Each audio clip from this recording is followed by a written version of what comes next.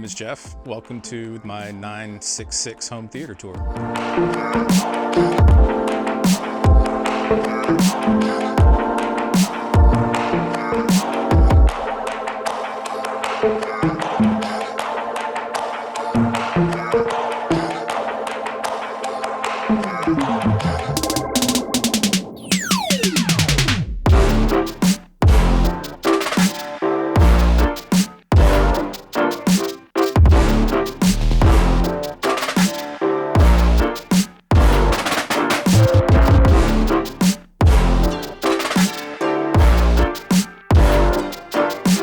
What inspired me to create this home theater, and was there a specific moment that inspired the idea?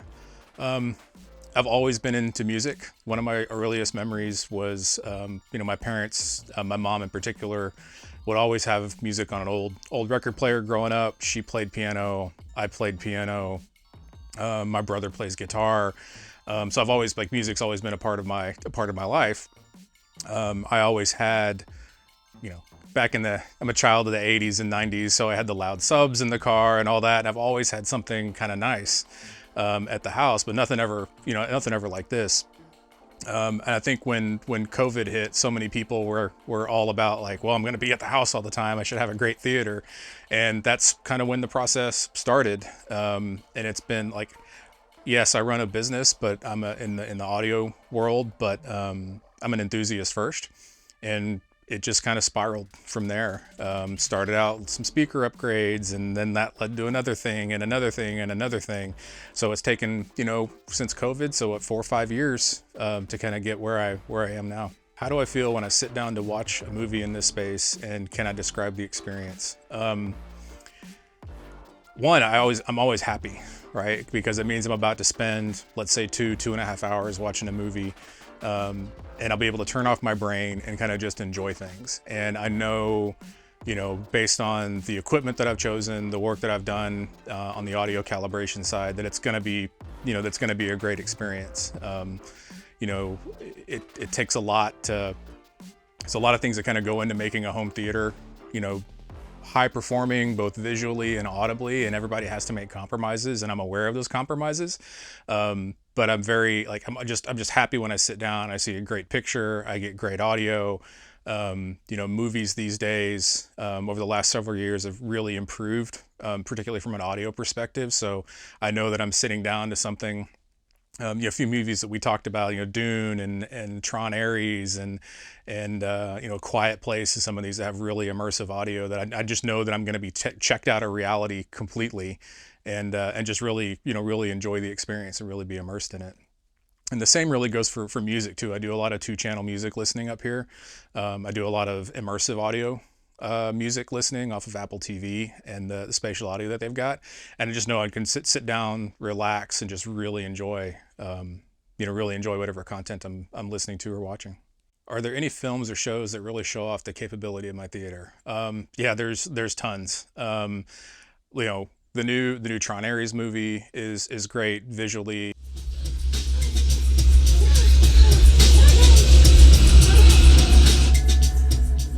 It's fantastic audibly. The Dune 2.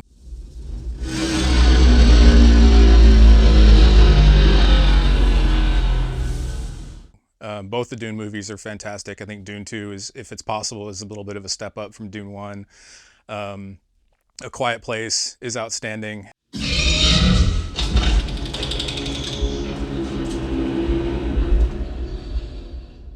Really great. It's probably the best use of audio in a movie in a long time, because of you got all of the quiet parts with a lot of the subtle cues that are happening, leaves and stuff like that, and then you get into the red light scene, I think, that everybody uses for a demo, and there's so many different spatial cues, the monster coming from up the stairs, the ticking of the egg timer, you can kind of hear it out of one of the left surround speakers.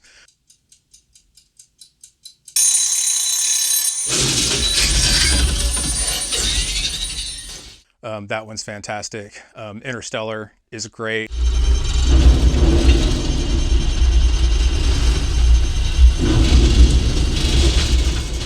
mean, a lot of people don't like that particular director's thoughts on audio, but I think it's outstanding. It's got great bass. It really feels like you're like, I think the Through the Wormhole scene, it really feels like you're sitting in the capsule with them, with all the spatial cues of the rattling. And there's just so many others out there. The opening scene of Greatest Showman.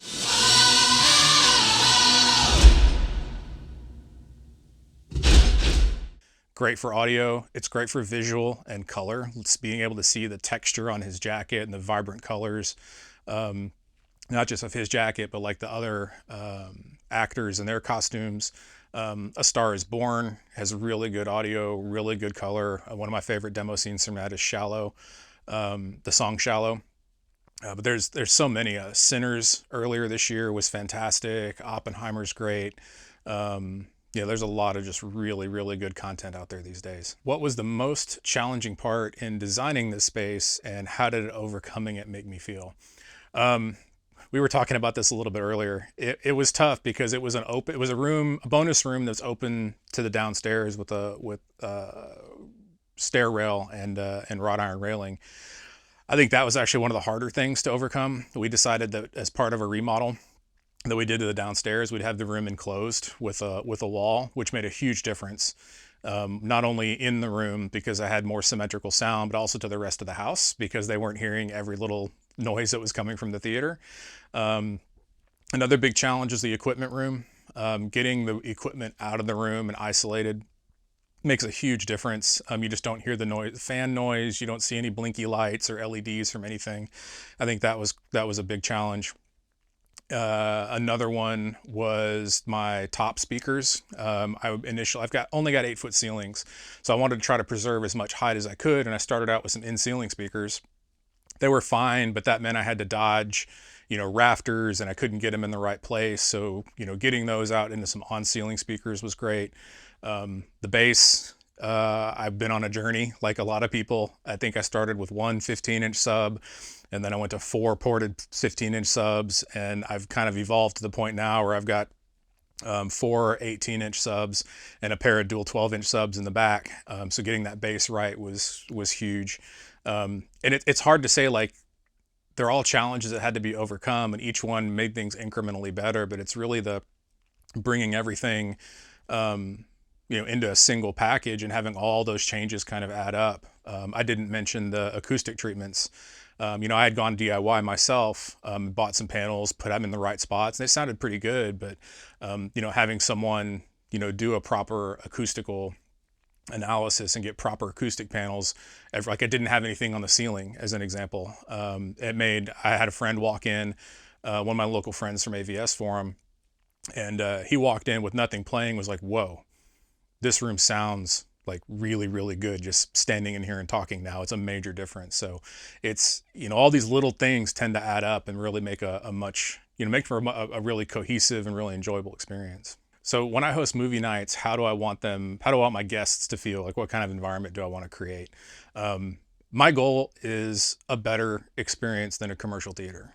And I think I've hit that. I want people to be able to come in, sit down, and kind of like I was saying, earlier about myself, I just want them to be able to turn off their brains and enjoy whatever's on the screen, whatever's ever coming out of the speakers, whether it's a big Hollywood blockbuster, whether it's something, that's a great movie, but not necessarily a blockbuster. My wife and I recently watched Tinker Tailor Soldier Spy, like getting really sucked into the drama and sucked into the characters and what's happening on the screen. That's what I want everybody that comes into my room to experience. How has my theater impacted my family or personal life, and are there any moments I'd like to share? It's funny. I'm up here so often. My kids are always afraid to, like, Dad, can we watch the theater? But you're always up there. And we were arguing about that earlier this week. But it's been fun. Like when they were a few years younger, we would do our Christmas movie viewings up here, right? We watched Christmas Vacation and kind of everybody piled in, which was a lot of fun.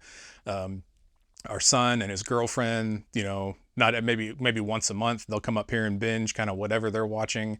My daughter, our daughter, has gotten really into Formula One racing, so she came up here and watched the F1 movie when it was released on Kaleidescape, and to this day she's like, "Dad, that is my favorite movie ever." Like, she just enjoys that kind of stuff. So that's really what I want. I want everybody to kind of get their own, you know, get what they want out of it. But, you know, we're watching those movies when we were growing up, or not when we were growing up, my kids were a little bit younger up here, was definitely a lot of fun. What advice would I give to someone considering building their own home theater? There's a lot. There's a lot of stuff you can do for free. I'll start with that. The stuff that you can do for free: get your speakers in the right positions. It has such an impact on the immersion and the balance of sound in the room. Whether you have 5 speakers and 1 sub, whether you have 15 speakers and 6 subs, whether you have 30 speakers and subs, get them in the best position, right? You don't want to fight physics. You're going to lose that battle 100% of the time. When you start to make equipment choices, stop. Don't make equipment choices. Take care of the room first, right? Spending, I'm going to throw out a number, spend $5,000 on a good acoustic design and treatment, an acoustic treatment plan, because that will have a bigger impact on the sound than the equipment that you choose. Remember, equipment comes and goes. You don't get very many opportunities out there to kind of redo a room from scratch. So plan to put the speakers in the right places, plan on spending money on acoustics. And I think that's going to put you ahead of probably 80 or 90% of the people that are out there. It's easy to fall down the rabbit hole of this speaker versus that speaker, this amp versus that amp, and this sub versus that sub, or this projector versus that projector.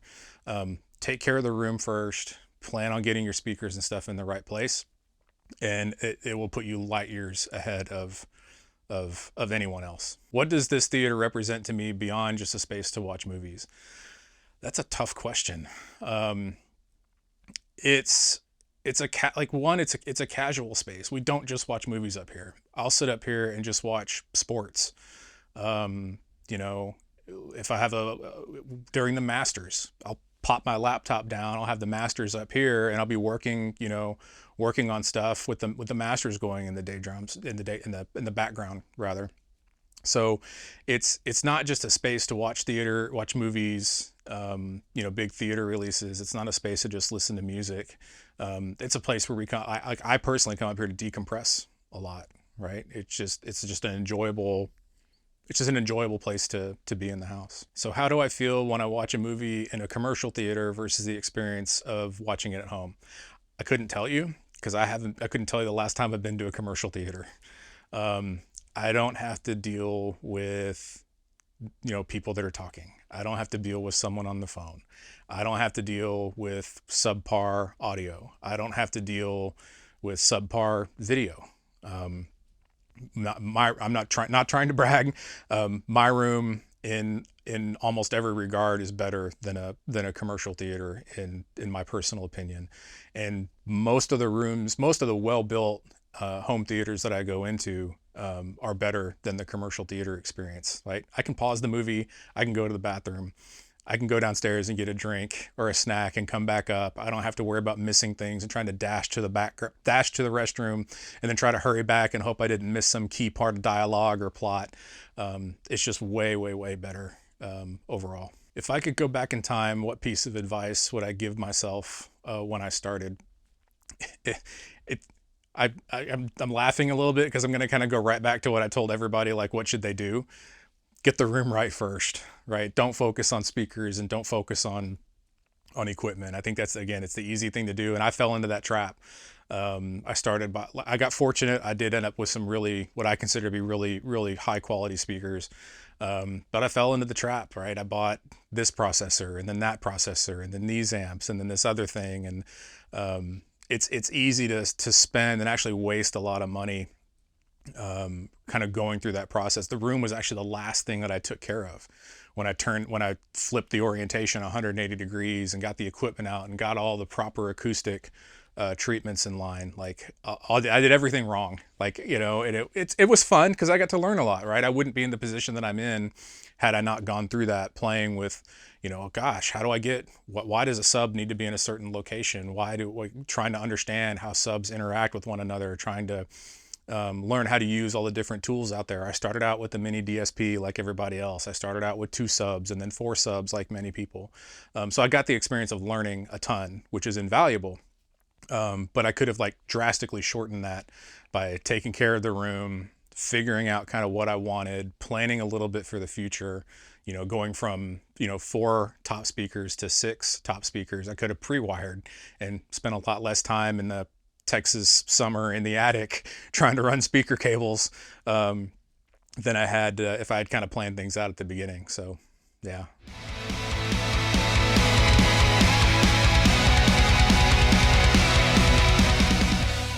Welcome back to the Everything is Bigger in Texas Home Theater Tours. I'm your host, Hatoraid Cowboy, and I am in Austin, Texas, checking out this Harbottle Home Theater with Jeff. How's it going, Jeff? Good, man. Good to have you here. Yeah, get to talk to you, see you in person. We've been talking for a little bit, a little while. I've seen your videos. Yeah. It's good stuff. It's good. Always fun to meet someone else that's like in the business, in the hobby, you know, kind of in the industry. It's always fun. Yeah, it's always fun because, you know, a lot of us, we don't share this with our families or our friends. You know, I have friends that come over and like to, you know, watch movies. They enjoy that. But if I try to start talking to them about the technical stuff and everything, they're like, man, they don't even care, but everything just goes way over their head. Yeah. You might as well be speaking like Swahili or doing Chinese arithmetic or something Right. like that. Yeah. It's always a challenge. So That's funny. Totally agree. Yeah. So, all right. So let me have you take us around the room first and talk about all the different components in your room. And then we'll come back and talk about how you got into being a calibrator, because he's also a very, very good calibrator as well. So here's the front of the theater. The seating distance from the screen to the chairs is about 10.5 feet when we recline. So for me, I know everybody's got a little bit of a different personal taste here. For our field of view and kind of where we like to sit in a commercial theater, I went with a 10-foot wide CinemaScope screen that gives me a 130-inch diagonal. This is a Stewart 130 G4, and it's in the Ultraperf. So the microperf they've had for a long time, and then maybe a year and a half ago, 2 years ago, they came in with the Ultraperf. And the Ultraperf it's still perforated, but it's got a larger number of holes, but the holes themselves are a little bit smaller. I felt like I could easily see the microperf from the seating position, so we decided to go to the Ultraperf for this particular screen. Works really well with the projector.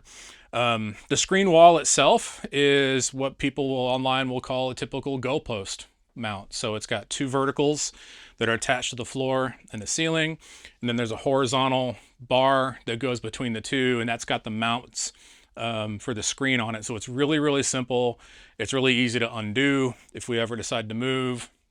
And it was really cost effective. So again, pretty simple. And then above and below, we built some really simple, just black velvet panels to just hide all the stuff that's back there, because there's a fair bit of junk back there. Both speakers and subs, and then you can see some wires, and there's some acoustic treatments. We just didn't want it to be real distracting. And then one of my buddies, a shout out to Ian, finally talked me into getting at least a cheap, black rug in front, and it did make a big difference compared to when we had the lighter carpet up here that you can probably see in the image. As far as the speakers go, the left, center, and the right are identical. These are Revel Performa BE. They're the F228Be speaker. So these are 3-way speakers. 2 woofers, a mid-range, and then a beryllium tweeter with a waveguide. Again, all 3 of them are identical. I listened to a fair number of speakers before I bought these, and I really like the sound that these produce. One, they're very, very neutral speakers. So what goes into them really comes out of them, which is really important to me. I personally, this is a personal preference, so I don't want anyone getting mad at me. I personally prefer a dome tweeter over something like a compression driver. But I think the important factor is at my listening distance, I didn't need the output or the really, really high sensitivity of something with a compression driver in it. So the dome tweeter works really, really well for me. I also mentioned I do a lot of music listening up here as well, so it provides me a really good balance for movies and music. Additionally, in addition to the center channel, which is obviously kind of right in the middle, behind the screen, I've got 4 subs. These are 18-inch subs from Harbottle Audio. They're sealed, so they're about 24 by 22 by about 17 or something like that. And there's 4 of them set up for a Trinnov waveforming implementation. So there's one, their distances are 25% into the room, so they're right around this area, and then they're 25% up from the floor and 25% up down from the ceiling. So one driver is kind of right in this area, one is in this area, and then it's mirrored on the other side as well. So you've got kind of this wall of 4 subs in the front of the room. And that was another reason that we went with this kind of goalpost configuration, is because I needed that space behind the screen for not just the center channel, but also those subs as well. There's about 2 feet back there. Pro tip, if you can get more space back there, make more space back there. I wish I had another foot back behind there, just to have a little bit more room to work, a little bit more flexibility with kind of how the subs get oriented.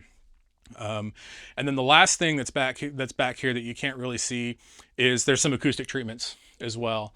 That's really to help acoustic treatments on the front wall between the left and the right speaker. They do a couple of different things. The first thing that they do is they help to cancel any sound from the rear speakers that would bounce off the front wall and then come at you as a late reflection. So they help to kind of clear up some of that surround the surround effect for you. And then the second thing that they do is it helps with some boundary interference. So any speaker that's a tower or a bookshelf, when you put it close to a wall, you're going to get some natural cancellation. And you can fix that, and you'll see some of the speakers. I'll kind of go over to the side here. You can see we've got some absorptions here for my right wide speaker. That absorption helps to resolve and get rid of some of that speaker boundary interference. So that's what I've got acoustic treatment wise between the left and the right speaker there. Outside of that, I think that's pretty much it for the front wall. Okay, so now we'll talk a little bit about the surrounds, the height speakers, or the top speakers that I've got, and then I'll talk a little bit about some of the acoustic treatments in the room as well. So I have a 9, I mentioned earlier, it's a 966 system. So the front 3 are the Revel berylliums, the F228s, all of the surrounds, so the wides, the surrounds, and the rear surrounds are all the Performa 3 line. So basically a step down from the berylliums. I really did that to save a little bit of cost, like everybody has to save some money somewhere. But they're very, very similar. So they're also a 3-way speaker. They've got 2 smaller 6-inch woofers instead of the 8s, the mid-range, and then a tweeter with the waveguide. I like having the 3-way speakers on the bed layer. It takes a little bit of I feel like, to me, it takes a little bit of the harshness out of some of the vocals that you can get. Takes a little bit of load off of a woofer trying to do mid-range drivers, trying to mid-range frequencies rather.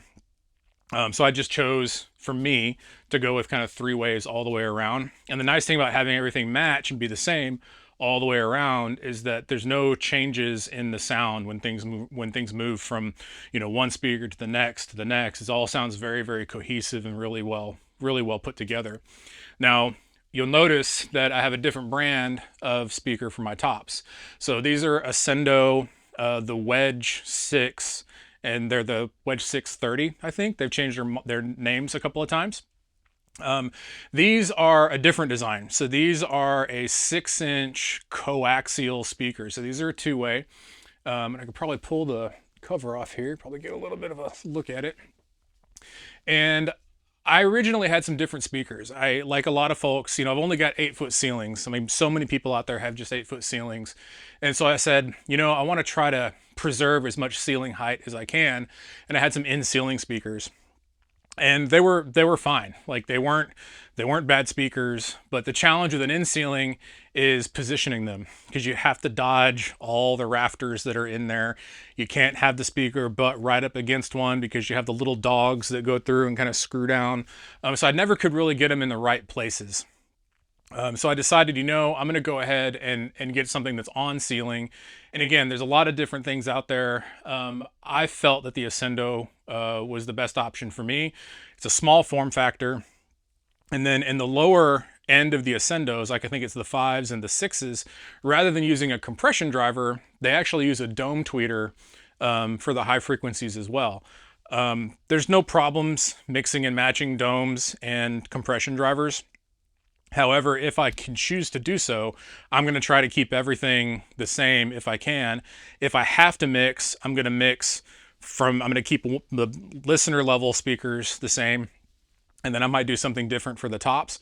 I was really fortunate to find something that kind of let me stay in a dome, got me some more sensitivity, and the most important thing for me is I was able to get them located optimally for my speaker placement versus my listening position. Made a really big difference. There's a lot more overhead sound now, and it sounds much more cohesive. I'm not jumping from one speaker to the next.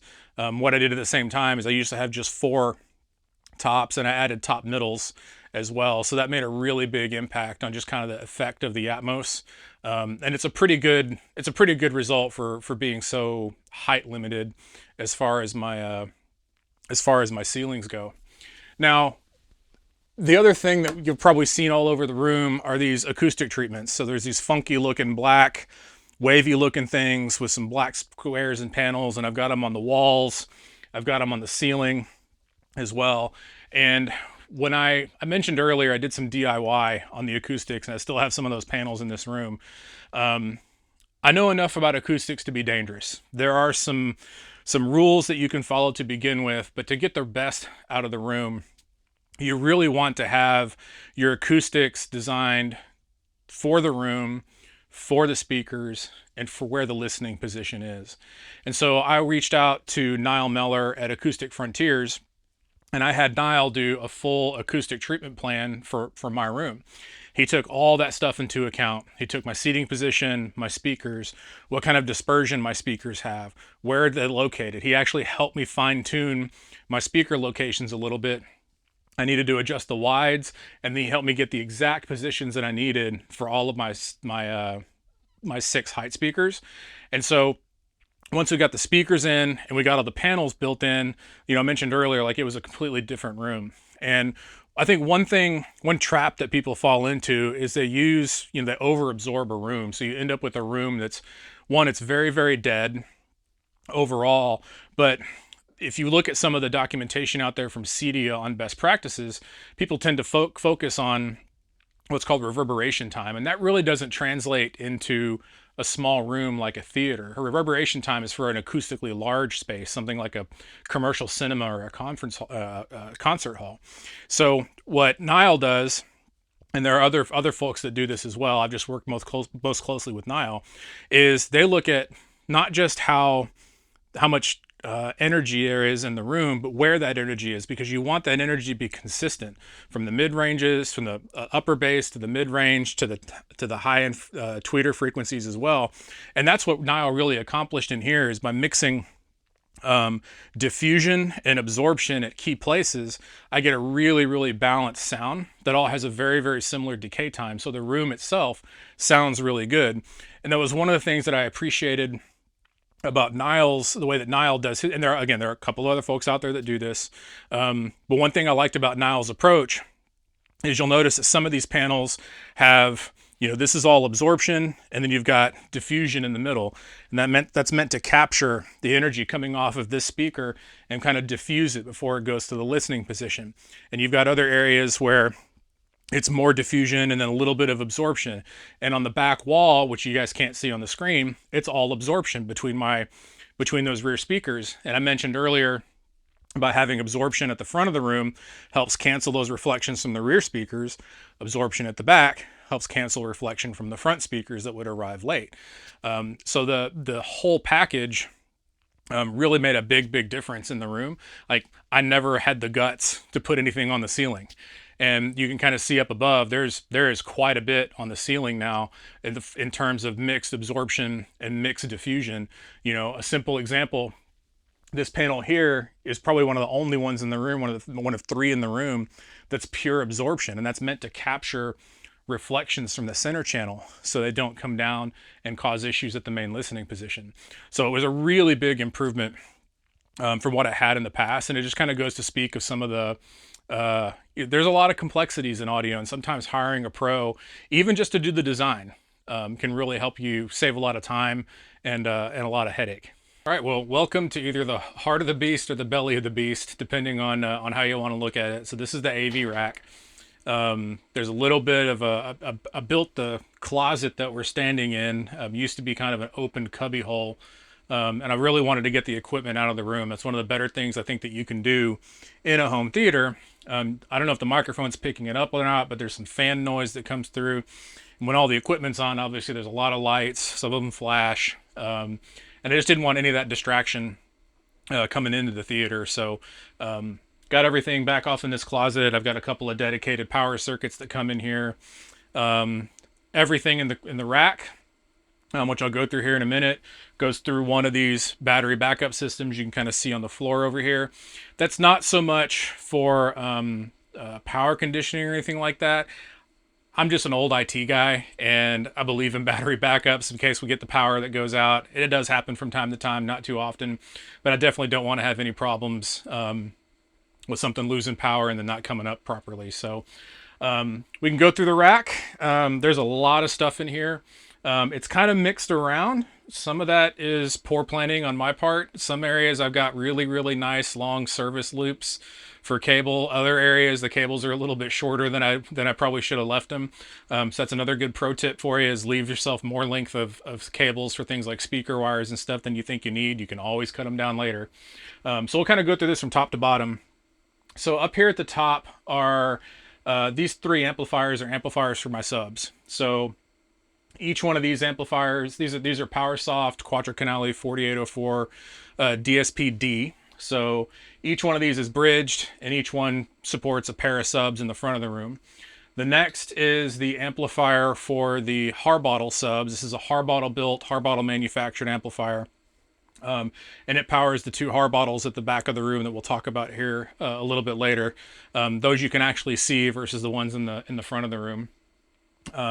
This is really some miscellaneous source components. So I have my Apple TV. I've got the Ava Cinema Remote Nano Brain, which is probably hard to see. And then I've got a little box running Core Elec for running Plex. I do have Kaleidescape that we'll talk about in a minute, but I didn't want to move 100% of my stuff over to Kaleidescape. So I keep this for playing stuff that I'm never going to move there over off of Plex. Xbox Series X, and then the little wireless headphone connector for that. I'm still a little bit old school, still like to play some video games, which is awesome in the theater. If you're into video games at all, gaming in your theater is incredible. The games have surprisingly good sound. Having all those, such a large image, large field of view when you're playing a game on a big screen is just really great, really immersive. Next we have a Mark I MadVR Envy Extreme.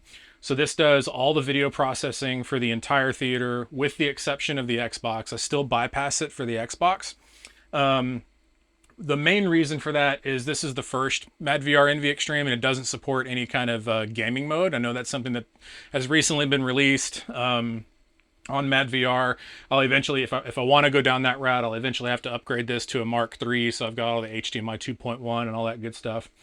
The middle of the rack is kind of the boring part of the rack. This is the family internet. It's got the modem, it's got the switches, the router, connections for all the equipment in the rack. It's got connections to other parts of the house. But that's kind of the network equipment. And then we get back into more of the home theater equipment. So I've got a Kaleidescape Terra. This is a 48 terabyte Terra server. And then I've got a Kaleidescape Strato V player right before that. This is dedicated to the theater. We don't watch anything else in the rest of the house. Below that, we have my current processor, which is a 24 channel Trinnov Altitude 32. Big fan of Trinnov. Love their equipment, love their support, love their people. It's a fantastic product. Yeah, I couldn't speak more about the Trinnov itself. A lot of good products that are out there. Storm, Denon Marantz, or something that can fit everyone's budget. I'm just fortunate enough to be able to own Trinnov. So that is my go-to choice. Below the Trinnov, we have the 2 amplifiers that support everything that's not a sub. So these are Powersoft Unica amps, or Unica, I'm not sure how you say it. And each one of these is 8 channels. It's 500 watts per channel. These are really, really advanced. I didn't mention this earlier, but the subwoofer amplifiers, including the one from Harbottle, are all extremely advanced. They have built-in DSP, all your delays, all your mixing, all your routing. All the Powersoft amplifiers support analog inputs as well as Dante inputs, and I'll tell you why that's kind of important to me. It matters less for folks that are consumers, but it's kind of important to me. And I ended up going with these amplifiers because as an audio calibrator, I sometimes I like to learn. You always have to be learning in this hobby, but also in the business. But 2, sometimes I like to try and practice fully manual calibration. So I have a preset. I may not have it here. I know I had one on my Altitude 16, but I had a preset with a full manual calibration done all in the amps. So there was nothing done in the optimizer, and that let me play with things like FIR filters and things of that nature that are kind of more advanced ways of doing audio correction that aren't usually accessible to an end user as part of room correction. Almost all the room correction tools out there today do use FIR kind of underneath the covers, but practicing and learning things manually was one reason that I got that. It's kind of low in the rack, might be a little bit hard to see, but I actually have an AltitudeCI. This has not been released yet. It's only gone to it's gone to beta testers, and it's gone to a handful of dealers for testing. So I am as a Trinnov dealer, I am in the process of testing the CI. And going back to Dante, I knew that I was always going to end up with Dante at some point, or with audio over IP, I should say, which is why I went ahead and got amps that supported audio over IP. So what this lets me do is I have my Trinnov has analog outputs. Those use the analog inputs of my amplifiers. In parallel, I have the CI plugged in over Dante, and it uses the Dante inputs of all the amplifiers. So I can easily switch back and forth between the Altitude 32 and the AltitudeCI just by muting one and unmuting the other one, or vice versa, depending on which way I need to go. Again, I haven't had the CI for very long. I've been learning the new interface. I've been learning some of the new features. Trinnov is still working to implement a few things and clean up some minor issues here and there. But I'm really looking forward to do like proper A/B testing with the same calibration between the Altitude 32 and the AltitudeCI. Just again, I like to learn. I like to experiment. I like to be able to tell people why they should go with one versus the other. So I'm really looking forward to doing that. Below the CI, the one with the little blue light down here, that is a QSC 110F DSP. A lot of folks probably have never heard of QSC. QSC is more of a commercial product. They're used in everything from schools to stadiums to giant office parks where you have conference room audio with speakers and displays and telephone conferencing systems for entire campuses for universities. They can be very, very complex. But the reason that I have one here is because I have 6 subwoofers in my room, and I need to be able to demo to clients that are coming and interested in Harbottle what different configurations might sound like. So how is 2 subs done, and how does that sound compared to 4 subs? How does 4 subs compare to 6 subs? How do 6 subs set up in a traditional, time alignment and manual EQ process sound different from 6 subs in a 4x2 waveforming configuration? So Trinnov is currently limited to combining 4 subs. So with 6 subs, I needed something external to the Trinnov to be able to let me do that switching, and that's what I use the QSC for, is really that switching back and forth to do demos for folks. Then at the very bottom of the rack, we have a little WIM Amp Pro that runs our patio speakers. If you're looking for something that does really easy to operate, really easy to use, multi-zone audio, really like the WIMs. I put one in each of my kids' rooms. I got one in the garage. We got the one running the patio. Really great, really dead simple, really easy to use. And the very bottom is an Anthem MRX SLM. That's a 1 rack unit, so it's nice and small. It's a 5.1 AVR essentially, and that runs our kind of casual system down in the living room. So we've got a bunch of in-wall speakers, little sub in the corner, nothing fancy, no critical listening, but it does give us a little bit of flexibility in the living room from we want to have, we have people over watching a game up here and down there. We can kind of run it all from one spot. Some challenges with this room. One is heat management. So that's something that you have to worry about when you put your equipment in an enclosed space. You can probably see a little display here. This is an AC Infinity inline, I forget what they call it, they're cloud line duct fans. And I've got the sensor for it kind of right here in the middle. And this, there's you can't quite see it on the camera, but there is an exhaust vent in the top of the ceiling here that takes the hot air out and pumps it into another part of the house to try to keep this room from getting too warm. Even in the hottest parts of summer, the room only gets to about 84 degrees, maybe 85 degrees, which is warm, but it's not too warm for the equipment that's in here. That's plenty comfortable for everything in the room. At some point, I would definitely like to add a cold air register in here to kind of feed cold air through a little bit more consistently. But I haven't really had really any problems. And like I said, it's plenty comfortable for the equipment. The rack itself, nothing really unique about it. It is 42U. 1U is kind of the size of one of these amplifiers right here. That's called 1 rack unit. There's 42 of those in here. And you can see it's pretty darn packed, because it has basically not just the theater, but like everything for the entire rest of the house in here as well. Again, highly recommend getting your equipment out and out of the theater. It just makes a really big difference. Can complicate some things from a control perspective. I mentioned that I use the Ava Cinema remote. I've been really happy with it. There are some things it does well, some things that it doesn't do so well. But one of the things that I like about it is I can have it talk to Home Assistant, and I have Home Assistant help me with some of like the lighting controls and things like that. The Ava Cinema remote doesn't quite support yet. Like, they support some of the higher end Lutron stuff, but not some of the lower end consumer grade stuff that I'm using in my theater. But it works over, it supports IP and IR control.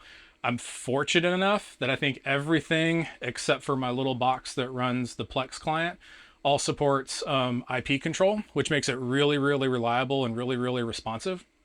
It all runs over, power over Ethernet. So I've got one cable that goes into the little brain, and then the remote talks over the Wi-Fi network to the brain that then issues all the commands to all the things. So works out really well for us. I do have one of those unfolded Circle 3 remotes. I just got it maybe 3 weeks ago. I haven't really had the chance to put it through its paces. That one might be an interesting remote for folks that are more on the consumer side and the DIY tinkerer side. It's supposed to integrate really well with Home Assistant. Again, I haven't really fully tested it yet. But it seems like they got a pretty vibrant ecosystem of folks that are out there playing with and kind of testing that remote now that's kind of in the wild. So I'm eager to see what it can do. I'll probably end up keeping the Ava. I mean, I'm really happy with it. The UC remote's going to really have to wow me to take over for the Ava remote, but I'm optimistic. And one of the things, again, I started out as an enthusiast before I kind of got into the audio calibration business, and I know the enthusiast side is kind of lacking on the control, from a control perspective, since Harmony has kind of shut their business down. So I'm hopeful that they're successful and give all the the DIYs and the tinkerers and enthusiasts a really good remote option. But yeah, I mean, that's kind of it. That's kind of it for the rack. Okay, so now we're looking at the back of my room, And you're probably wondering, like, Jeff, why does the back of your room look like an office? It's because I'm not sure what order this is going to get edited in, but whenever you hear it, when I talked about the biggest challenge of my room, I completely forgot about the actual biggest challenge in my room. I think it's because I live with it so much every day. I think the biggest challenge with my room is actually the fact that I have one row of listening position, and the back of the room is actually, as you can see, is an office. So we've got 2 desks, one for the family. I work from home in my day job. And so I had to kind of build the theater to accommodate an office at the back because we don't have another spare room in our house. And that was probably the biggest challenge. The way that I solved it, as you can kind of see, maybe not quite on my side, but over on the far side of the screen over there, you can see one of my surround speakers kind of poking up. That's where I have my surrounds. I've got them kind of in between the office. I got to kind of walk around them a little bit to get to my desk. You can't see it on the screen, but they're elevated about 1.5 feet maybe off the ground so that the tweeters in the mid-range like clear the tops of the seats. And kind of shoehorning all this stuff in and getting it to fit and getting speakers in the right positions was probably the hardest part. I really am thankful to have a wife that kind of lets me do whatever I want up here. Rest of the house is off limits, but I can kind of do what I want up here. And it's actually worked out really, really well. I was able to maintain like really good angles for my surrounds and the rear surrounds, but I was still able to get enough distance from the seating row that you're not really getting hot spotted or kind of screamed at by one speaker. And that was probably the biggest challenge, and it's still a challenge. Like, I would love to have an office. I'd love to get all this stuff out of here, and I'd love to have all the things that people have in dedicated rooms, but just not in the cards. Just not in the cards. So looking at the back of the room, you would mention kind of, you can see the rear surrounds over here. I mentioned the acoustic treatments earlier. We can see more acoustic treatments on this back wall. These are some leftovers that I had from the GIK treatments that I did myself. These are more from Nile out at Acoustic Frontiers. I actually have fabric downstairs to wrap all of the panels that you've seen in the room to kind of be pretty closely color matched to the walls, and they'll kind of disappear, being a lot more obvious than they are, or a lot less obvious than they are right now. I just haven't had time to get that done. But eventually it'll look a little bit more inviting, a little bit less techy, if you will. Also on the back wall, you can kind of see this crazy looking monstrosity of a projector and a lens. The projector is a JVC RS 4200. It's been, I've mentioned earlier, it's fed off of the MadVR. It's been the whole system on the video side was calibrated by Chris Deering. And then I'm using an ISCO 1.25x anamorphic lens, which is this giant lens you can see here in front of the projector. This is a commercial anamorphic lens. So they were made by, I want to say it was Schneider or someone before Schneider, and Schneider bought them. But they've been discontinued for a number of years now. But these are commercial, so all round and ground glass elements are in there, and it's got a small ring on the outside to kind of help with the astigmatism. I had a friend here in town that bought one. And he finally convinced me to get one, and I'm glad I went through with it. It's got a lot more clarity than kind of the previous solution that I was using. I think the downside for these is they're really hard to find, and you have to make sure they're in good working order. You don't want any scratches on the lens. You got to make sure that astigmatism ring is working properly. But having a scope screen, there's really a lot of benefit, in my opinion, to having an anamorphic lens, whether you went something like this, whether you went with a Panamorph or one of the other ones that are out there. I think the big advantage in my mind is you're not over scanning your screen. So instead of having to set it up for when you set it up for widescreen, having to zoom the projector in and having light go above and below the screen, all those pixels are now shining on the screen. So you get a little bit of a bump in brightness. I want to say it's about 15% or so. The challenge that it creates is you have to deal with, managing the aspect ratios of different content, which I do that with MadVR. But I do like the fact that I get some extra brightness between the projector, the lens, and the screen. After Chris calibrated it, I'm getting it right around 120 nits or so, which is plenty bright for us. I have seen some really high-end projectors in really big rooms that can do like 300 nits for HDR and 100 nits for SDR, but I'm pretty happy with the picture that we've got in here. The mounting system for this was built again by a friend of mine here in town, the same guy that convinced me to get the lens, and that really lets me just get it positioned in the right way so that the lens is perfectly centered on the lens of the projector. It's perfectly aimed at the screen, and I've got all kinds of fine adjustments so we can go there. One of the things that I did do on this projector is, rather than so there's a power outlet right above it, but it's not a regular power outlet that just goes down to a breaker panel. What I did is I actually ran power I ran the Romex from this into an input power plug in the theater closet. So what it looks like on the other end is it looks like a male three-prong power cord that just kind of recessed into the wall a little bit. So you just see three cords there. The reason I did that is because I wanted to make sure that I had some really good surge protection and battery backup on the projector. Again, it's a laser projector, so it's not like a bulb where you had to worry about the cool down time, but I did want to make sure that it gets shut down properly if we ever have any power go out. We're in Texas, we get tons of thunderstorms, so having some, a couple of layers of surge protection, for all your critical gear is a good idea. So I really just wanted to make sure that I had that protected, and that runs into its own dedicated battery backup there in the equipment closet, something that I showed you at the beginning of that segment. Really happy with the JVC. Nice dark blacks, nice vibrant colors. Really, it's been a great projector, and yeah, definitely excited to have this one. It's probably one of my favorite. I've only owned 2 projectors, so it's definitely my favorite projector. But going into a lot of the different rooms that I go into, I'm really a fan of the JVCs. Again, different strokes for different folks. Some folks like a really bright image, which I totally understand. I just like having the combination. I feel it's bright enough for my own space. So the last thing we have at the back of the room are a pair of Harbottle carbon subs. So these are the C212 model. The pair of them would be called a C412. And these are dual 12-inch drivers. They're the cabinets themselves are very small, which is why I have these at the back of the room rather than having another pair of 18s that match my front speakers. If you do the math on the cone area and the excursion, they're very close in capability, just again, back of the napkin math wise, to my 18s. However, the carbon series is the top of the line Harbottle series. So what does that mean?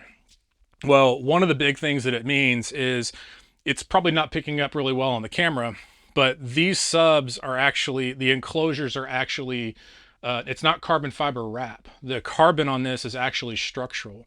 And what that carbon does on the structure is it helps really further reduce any resonance that you're going to have on any panels, anywhere in the cabinet, anywhere in the subs bandwidth that it's responsible for. So these cabinets are extremely inert. There's no resonance. And you can think about resonance. I think everybody knows what a resonance is, but when we think about it from a subwoofer perspective, a resonance can result in distortion, which is audible. What you're hearing is not what's supposed to be coming out. It's added, so it's a distorted sound that you're hearing. But it's also a loss of efficiency, because if I have these drivers moving in and out, and that energy is going into making a panel on this vibrator resonate at a particular frequency, that's energy that's going into the cabinet, and it's not going into the driver and into the room properly. So they're really impressive from a build perspective, and then from an output perspective as well. Cody has, I'm just going to use an example. Cody over at Harbottle has a dual 18 model, And that dual 18 model in the wooden cabinet, when it's run at the same power level as what's in the carbon version of that sub, the cabinet actually starts to come apart. So it's a really just one simple indicator of how well built and how important the carbon is on these carbon series subs. The reason that I chose Harbottle is before I became a dealer and selling Harbottle is I was a customer.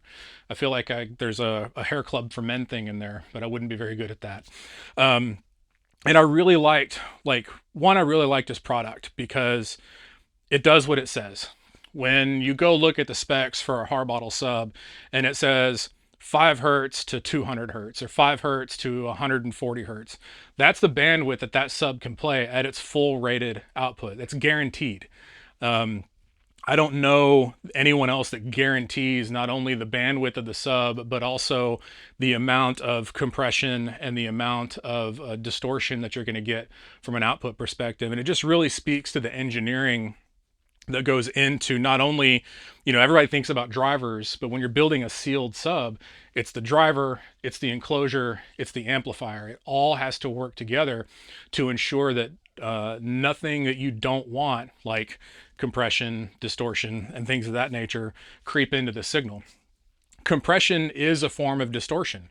If I turn something up 5 dB and this part goes up 5 dB and this part only goes up 2 dB, that's a form of distortion because I'm not hearing what is supposed to be coming out of the system, right? I should get another 5 dB. So Cody has put a lot of engineering into the motors and the amplifiers of these things, and he works really, really hard to, I don't want to get too technical, but when you go to look at the specs and it says, I think the spec on these is 39 millimeters of excursion one way. When it says you've got this output and this rating and it's 39 millimeters, what that means, because of the engineering that he's done, is that at that maximum rated excursion, you're still going to get less than 1% of distortion or 1 dB or less of compression. And I don't know anyone else that kind of engineers to that type of a standard. And I'm not trying to put anybody else down. There are a lot of really good sub manufacturers out there. I've recommended and sold a ton of different recommended and calibrated a ton of different subs and a ton of different rooms. There's a lot of good stuff out there. But when it comes to me and kind of what I want out of the system, I want to make sure that there are no compromises whatsoever from an audio perspective anywhere. And that's where I go with Harbottle and the engineering that they put into their subs. They're absolutely fantastic. One last thing, because people are probably wondering, like, Jeff, why do you have a bunch of bare 2x4s that your fancy subs are sitting on? That's for waveforming. So if you've ever done any research on waveforming, I mentioned it at the front, the positioning of the subs is critical. And that's why these are on stands. So I only have 2 subs in the back, so they need to be positioned exactly halfway up the wall, which is where the middle of this sub is. So the cheapest and easiest way to do it, some nice simple 2x4 stands.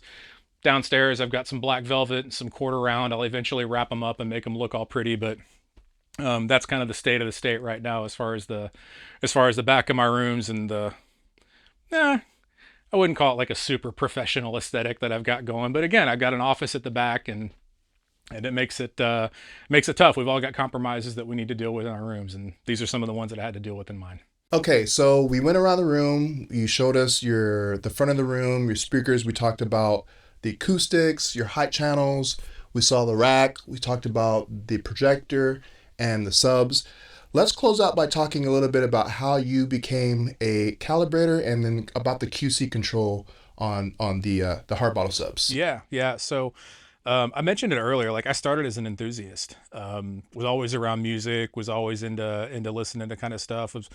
I was completely blown away by the original Jurassic Park movie when it came out back in the 90s. And so I always wanted to have a system in the house. And then when COVID hit, I'm like, I'm going to upgrade all the things and make this a place where everybody wants to go and watch their movies. And that's kind of what started it all. Is I picked up, upgraded speakers. I went through a series of processors, and through that I was like, man, I just want to make this sound as good as I possibly can. And so I started doing a lot of tinkering on my own. And then I really took the big step that I really took was getting my Home Acoustics Alliance audio calibration certification. So there's a company out there called homeacoustics.org. It was started by a guy called Jerry LeMay. Jerry's a fantastic guy. And it's actually the same course that some of the other really pro calibrators got their start with as well. Well, the one that I think what people are most aware of is Adam Pels. And that's how Adam was running a small commercial like concert venue, kind of in the pro sound side, and then he kind of went through that, started getting into things, brought his pro sound knowledge into home theater. I was fortunate enough that, and a lot of the students that go through that are fortunate enough that Adam is the TA, and he actually helps Jerry in person at the classes. He teaches a big portion of the class, so I got to learn from arguably the best or one of the best in the world at this craft, and I just went for myself. I didn't expect it to turn into anything. I started applying those things here in my room, and I was like, man, I really enjoy this. I bet I could start a business, and I could pay for my own home theater habit. I don't have to pay out of like the water bill fund and all these other things and kind of save and scrap. I'll do that. And so I started out doing that kind of stuff. I created some videos on things like multi-sub optimizer and how to use Room EQ Wizard, and I just enjoyed it so much that I decided to turn it into a business. And my business is it's primarily focused on the audio calibration side of things. So once the theater's in and it's installed, you have the calibrator kind of come in and really help bring everything together from an acoustics perspective. And it's not just showing up and running Dirac or showing up and running Trinnov optimizer and walking out the door. It follows the Home Acoustics Alliance methodologies. So like, for example, it's very heavily listening based. So before I do anything in a room, I sit down, I put on some music, and I just listen. What do I hear? What's good? What's bad? What's just kind of, I'm not sure what's going on there, because that happens. Once that's done, I take some initial measurements, and then I actually go through a really rigorous process of verifying that the system is actually working. So I'll take near field measurements of every single speaker in the room, and I'll compare those to third-party measurements when they're available. Not every speaker has them available, right? So sometimes I have to guess. But when I guess, what I'm doing is like, okay, well, this guy has, speaker X for his left and his right. I've never heard of those before.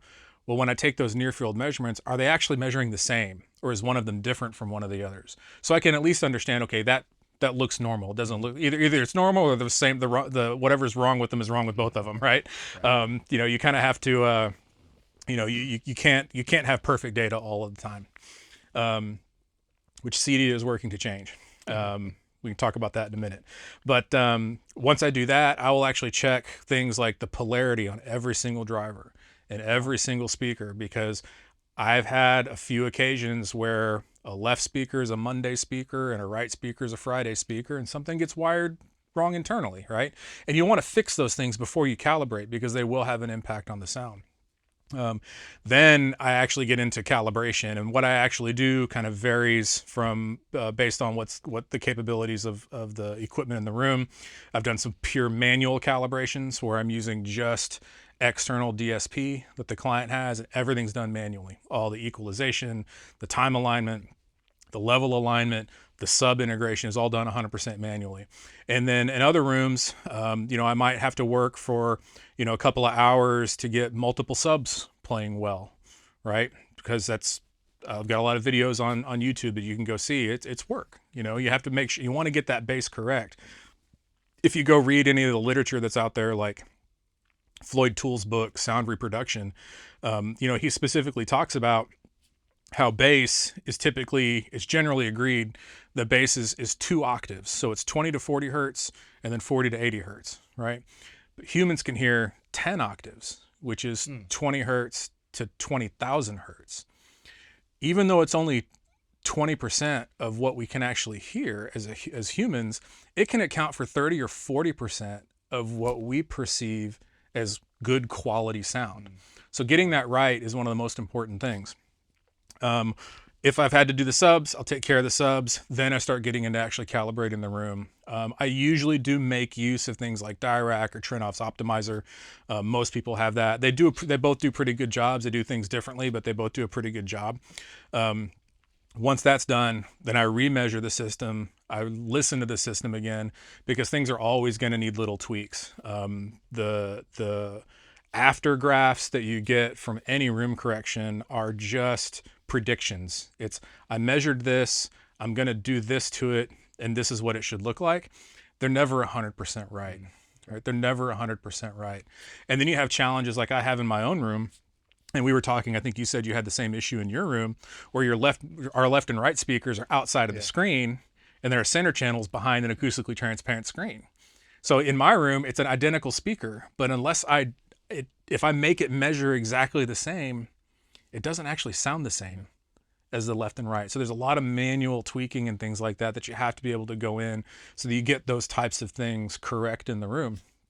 And that's like what, and it's, you know, if I was going into if Sally had set up my room this same way in the same room with the same equipment, and Sally calls Jeff and says, hey, Jeff, come calibrate this room. It's about a 2-day process to really do all the checks, really make sure everything is dialed in. And then finally you do some listening and a little bit of you know, tuning to the listener's taste, tuning their personal preferences. So that's kind of a long-winded story, but I started as an enthusiast. Wow. I just wanted good sound. I just wanted everything to be awesome. I wanted a better than commercial experience. Yeah, so that, I mean, that's a testament to how much you enjoy having a good experience in your own home theater. I mean, I know there's some of you guys out there that you've probably done the same thing. You started calibrating, and we were talking earlier, just from you starting, wanting a better experience, you've traveled all around the world just by word of mouth. Yeah. Everything that I do is word of mouth. It's no secret. The calibration stuff is a side gig for me. I have a day job that helps pay the bills. You know, hopefully put more of my kids through, you know, secondary education. We'll see if that happens. And I originally started just to kind of pay for my own home theater habit, and so I never wanted to go out and like go whole hog and to make this like go out and advertise and pay for a bunch of stuff.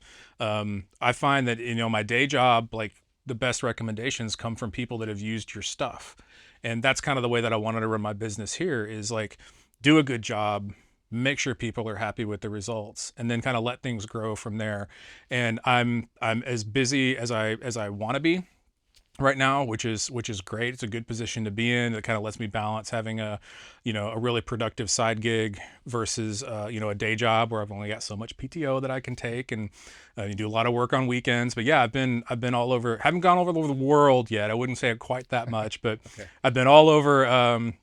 I've been all over the U.S., Puerto Rico, you know, coast to coast, you know, northern to southern borders. I've got people that are interested in having me over to Europe. It's just a matter of like trying to put together a trip, timing, multiple people, multiple countries. The logistics get kind of messy, but yeah, it's all word of mouth. It's all word of mouth. So if somebody watching this video, maybe they've seen your YouTube videos, if they want you to come out, do you have a website? Is there a way to contact you? Yeah, I do have a website. It's bisonhta.com. There's a funny story about the whole bison thing. We won't get into it here. It involves a bottle of whiskey and a few other things. Yeah, it's the way that it is. But yeah, there's a contact form on the website. I get an email. Just put in your phone number, put in your email address, put in kind of what you're looking for. And I always, whether you use me or not, I'm happy to jump on the phone and just I always do this for everyone that reaches out. I want to chat for 30 minutes or so.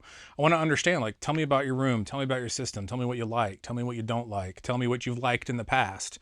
You know, do you have goals and things like that? Because that can help me kind of get my arms around things and really understand. And I'm very upfront about challenges. I have for every client that I do a dedicated, mine's a semi-dedicated theater, but I'll pretend it's dedicated. They do a dedicated theater. I've got a client that's doing a high-end system in a living room. You know, I've got a couple of clients that have really, really high-end systems in living rooms because they don't have another option. But I'm really upfront about, what are some of the issues that we expect, I talk through that kind of stuff. Every client gets a post calibration report, and as part of that, I include a section at the end. It's called, you know, like recommendations. Okay. You know, if you want to kind of continue to improve what you've got, like, consider these things. And some of them can be things that I find. A lot of things are things I find during the calibration process. Like, hey man, these sconces in here that you have rattle. Like, figure out how to keep those from rattling. Like the doors rattle or something like that. So a lot of it's just not.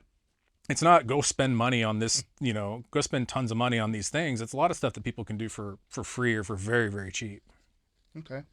So Yeah. So great. If you guys want to check out Jeff's calibration, I'll put some links in the description. And I guess to close out, you are also a Harbottle dealer. So we talked about, you know, some of the things that go into building Harbottle. You know, you've got the carbon. You talked a little bit about that. Why don't we talk about or close out with the QC on Harbottle products? What is that? yeah. So it's an interesting thing. I meant to bring it up earlier, and I appreciate you reminding me about that. You know, my primary business is the calibration side, but I have decided I picked up a few brands that I carry, and it's because I have clients ask me about, like, hey, I want to get this thing, like, what should I get? I want it better at that thing. What should I get? And a lot of my business comes from custom integrators. I've got buddies that I've got a friend that I went to college with that runs an integration business. I've got friends that I've made in the industry that are integrators. And if you're working with an integrator, I'm always going to refer you back to your integrator and say, hey, you're interested in this thing. Hey, go talk to Steve, because I don't ever want to get in between that relationship. It's a really important relationship to build. An integrator has built a relationship. They've invested the time and money, and they should be the ones that are handling that business with that client. But what I've done is I've picked up. I also do a lot of work for people that aren't working with integrators, and they'll ask me, hey Jeff, I really want a thing like this, and then rather than refer them all the time, I picked up just 4 products. I don't carry a million different things. I don't carry Denon, I don't carry Marantz, but I carry 4 things, and I pick those 4 things for reasons. I'm going to use Harbottles as an example of that with the QC, but I picked 4 products that I thought were best of breed, that treat their customers right, and that I can wholeheartedly like recommend all the time. And the first one that I started out with was Harbottle. And we talked about some of the performance characteristics and a lot of the engineering that goes into that. But it's not just that. Like, and they're just in one example of what some of these other companies, they do it in different ways. But, you know, the Harbottle one's a really concrete one, is like their quality control checks. Most companies that are out there will do like a batch quality control. So I'm just going to make up some numbers. They might have 100 units come off a line. They're going to pull 5, and they're going to test those 5. And if those 5 are good, they're going to assume that the 100 in front and the 100 behind are also good, right? It's not it's not necessarily a good or a bad thing. It's part of the economics of, of mass-produced products. Again, not a knock against mass-produced products. There's a lot of really, really good stuff out there. Harbottle has a different approach, because Harbottle is very much like going to a Ferrari dealership and saying, or a Porsche dealership, and I want this model of car. I want the stitching to be this color. I want the vents to be this color. I want this particular performance package on it, right? And what they do that's really unique is every single unit gets more than 500 quality checks from a pile of parts to a completed sub. There's more than 500 quality checks. So they check every single component individually before it goes into, you know, their amplifier work that they do, before it becomes a driver. Everything is tested to make sure that it meets spec. All of that culminates in a what's called Cody likes funny names for things, so he calls it a FRUT, which is a full rated use test, FRUT.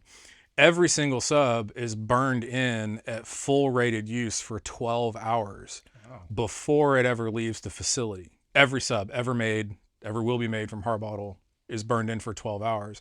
And that's, yes, all the individual components have been tested, but we want to test the entire system and make sure that it meets those requirements, right? And so that's the type of product that I have no problems hesitating in recommending to people, because I know it's going to perform. I know it's going to deliver what it says, because I know that unit was actually specifically tested. And there are some other companies out there that have that, but it's typically in a very limited selection of products, right? One that comes to mind is Perlison. Perlison has, I can't remember if it's the black edition or the limited edition. I think it might be the black edition of their S7T towers. They take a pair off, they manually match them to be within, I think, a half of dB of one another, and they provide the Klippel testing results of that speaker. You know, they're a big company. They make really good products. I was fortunate enough to meet Eric, their CTO at CDO last year. Great guy. He's a super great guy. He's an enthusiast like us. Like, he loves geeking out about this stuff. You know, but a company of that with that amount of success, like, they're doing it on a very limited set of products. So that's one of the reasons that I really like Harbottle. The other three that I carry Trinnov. Love Trinnov. I like a lot of other products, like Storm too, but I like my Trinnov. I was fortunate enough to be a dealer for them. I carry the Ava Cinema Remote, which we chatted about, and I also carry, just this year I signed up to be a Kaleidescape dealer, because I don't think there's a better source for movie content on the planet. Nice. Well, Jeff, man, thank you for inviting me out here to Austin. Check out this awesome home theater. Thank you for your in-depth explanations of what the products that you chose, why you chose them, and talking a little bit about Harbottle, because I know some people in the comments and on the forums, they know about Harbottle, but I think as far as on YouTube, they may not have had a whole lot of experience with Harbottle. So, you know, thank you for explaining that to me, and, you know, giving a little bit more in-depth explanation as to why you chose Harbottle for your subs, as well as, you know, being a dealer. And yeah, hopefully more people will get on to Harbottle, because the only other time that I've heard Harbottle was the at Doyle's home theater that I did.